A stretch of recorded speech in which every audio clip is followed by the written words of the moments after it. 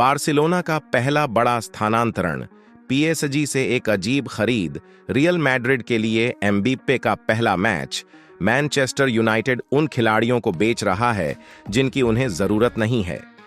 आज के एपिसोड में ये सब और भी बहुत कुछ। सभी को नमस्कार प्रिय मित्रों।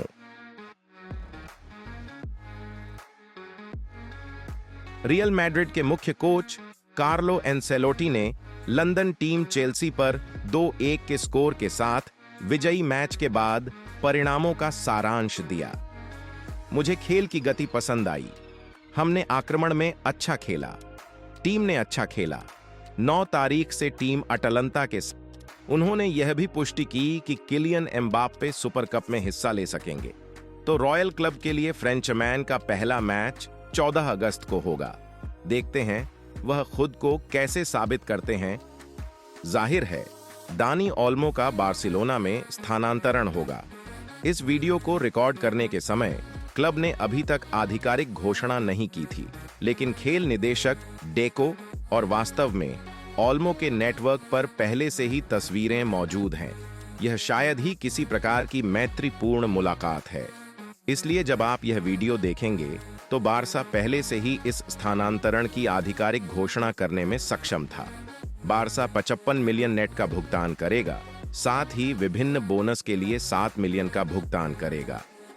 अनुबंध 2030 तक चलता है। कोई वित्तीय विवरण नहीं है या किसी कारण से उन्होंने उनका खुलासा न करने का फैसला किया है। हालांकि हमें यहां पूछने में खुशी होगी। हम यह भी उम्मीद करते हैं कि लापोर्टा अगले साल एटलेटिको बिलबाओ से विलियम्स के लिए भुगतान करेगा, जो एक बहुत अच्छा अतिरिक्त होगा।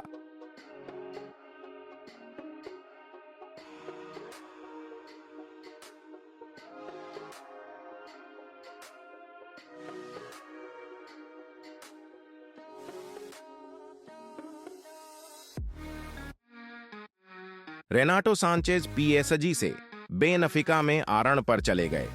सीजन के अंत तक किराया समझौते में एक विकल्प शामिल है जिसे पुर्तगाली क्लब यदि चाहे तो सक्रिय कर सकता है।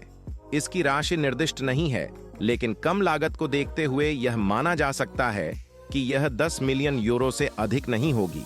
दिलचस्प बात यह है कि यह मूल रूप से नेव्स के स्थानांतरण समझौते का हिस्सा था, लेकिन अंतिम समय में इसे बदल दिया गया।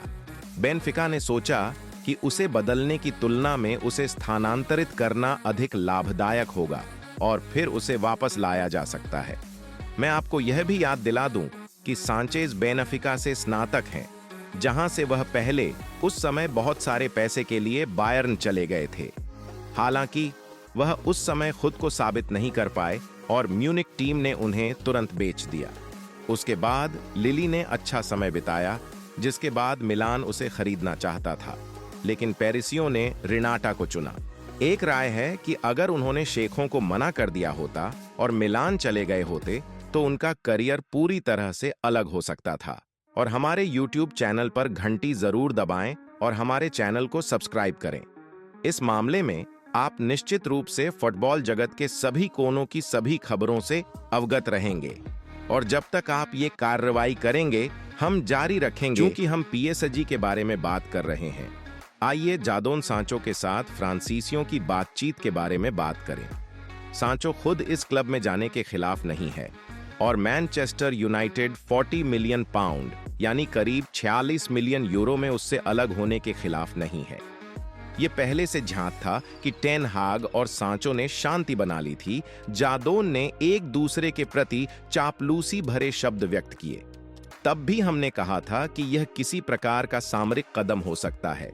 जो खिलाड़ी प्रशिक्षण ले रहा हो, अच्छे मूड में हो इत्यादि को बेचना बहुत आसान है। यह दिखावा करना कि क्लब उससे अलग नहीं होना चाहता कोई बुरा विचार नहीं है, क्योंकि उसके लिए कीमत और भी अधिक बढ़ाई जा सकती है। उन दोनों के बीच जो इतिहास हुआ उसके बाद टेन हाग भी दोषी है, ऐसा भी नहीं, जिम्मेदार है। उन्होंने जादोन को ऊंची कीमत पर खरीदा, लेकिन उनके संघर्ष के कारण जादोन ने टीम में अपना स्थान खो दिया और उन पर लगाया गया मूल्य टैग न्यूनतम संभव स्तर तक गिर गया। और टेन हाग एक अच्छे प्रशिक्षक के रूप में कमोबेश सामान्य बिक्री की सुविधा के लिए विश्व बस्ती में जा सकते थे। हम इस बात से भी लेकिन शेखों का ध्यान केवल अंग्रेजों को सौंपने पर ही नहीं है। पीएसजी जुआन अल्वारेज के लिए 10 मिलियन यूरो का वेतन देने को तैयार है, जिसका पहले से ही एक पैर एटलेटिको में है, जो मैड्रिड क्लब द्वारा दिए जाने वाले वेतन से काफी अधिक है। क्या इसका किसी तरह स्थिति पर असर पड़ेगा, यह तो समय ही बताएगा। लेकिन हम सभी अच्छी तरह से जानते हैं कि पैसा आश्वस्त कर सकता है कि फुटबॉल में ऐसे कई उदाहरण हैं। इन सब के अलावा यह स्पष्ट नहीं है कि अल्वारेज के लिए कौन सी टीम बेहतर होगी, पीएसजी या एटलेटिको मैड्रिड।